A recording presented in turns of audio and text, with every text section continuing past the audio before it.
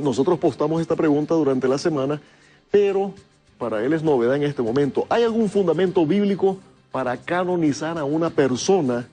¿Hay alguna autoridad religiosa? Nosotros sabemos que la Iglesia Católica, y con mucho cariño y respeto para nuestros hermanos católicos, ellos tienen esta práctica de canonizar a personas que han sido significativas, han desarrollado un papel muy importante en la historia de la Iglesia. Y bueno, pero hay que saber si hay alguna base bíblica para hacer eso.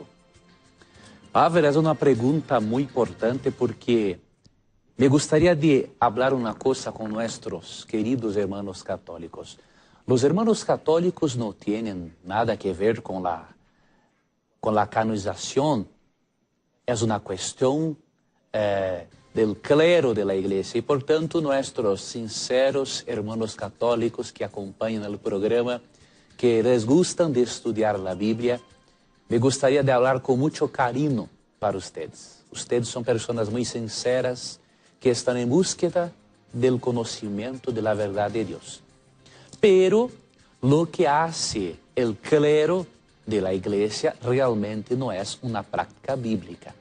La canonización de una persona, podríamos decir, sin miedo de errar, es realmente una herejía, un ensinamiento error terrible y muy peligroso para la fe cristiana. Voy a leer algunos textos para ayudar a nuestro televidente y oyente de la radio Nuevo Tiempo. El primer texto se encuentra en Romanos, capítulo 6, versículo 22. Romanos 6, 22. Pero ahora que han sido liberados del pecado y se han puesto al servicio de Dios, cosechan la santidad que conduce a la vida eterna. Porque la paga del pecado es muerte, mientras que la dádiva de Dios es vida eterna en Cristo Jesús, nuestro Señor. El texto habla de la santificación y coloca en el contexto Dios como el ser relacionado a la santificación de una persona. Perciba que el Papa no se encuentra en relación con la santificación de una persona, solamente Dios. Solo Dios puede santificar una persona. Y otra cosa más.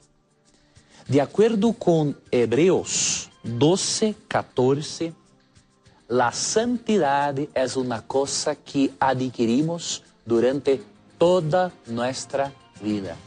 Nunca termina. La conclusión final de la transformación del carácter de una persona ocurrirá en la segunda venida de Jesús, cuando Jesús sacará la naturaleza pecaminosa del interior del ser humano. La transformación del cuerpo y de la mente se encuentra, por ejemplo, en 1 Corintios 15, 51 hasta 55 y también en 1 Tesalonicenses 4, 13 hasta 18. Pero perciba ahora la declaración de Hebreos 12, 14. Busquen la paz con todos y la santidad, sin la cual nadie verá al Señor.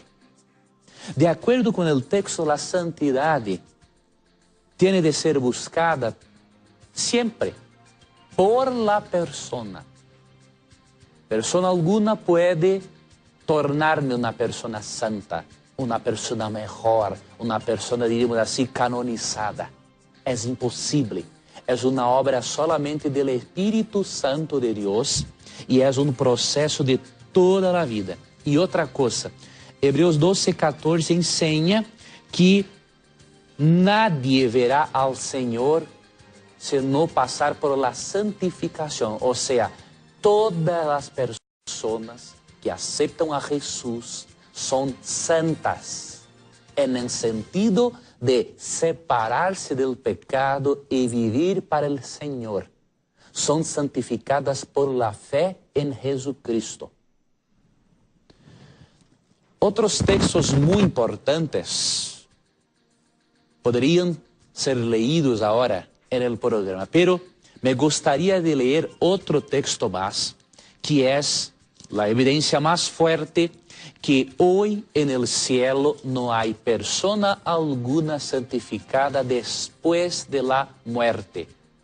Hay la excepción de Moisés, que resucitó y se tornó una persona transformada, cambiada por Dios, pero no es un intercesor. No es un intercesor.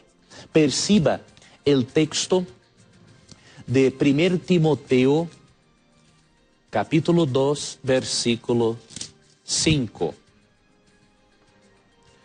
Porque hay uno solo Dios y un solo mediador entre Dios y los hombres, Jesucristo, hombre.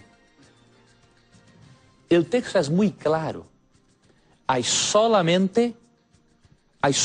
un Dios y un solo mediador entre Dios y los hombres. Y el mediador es uno solamente, Jesucristo. ¿Y por qué? Porque Jesús combina dos características que otras personas no pueden combinar.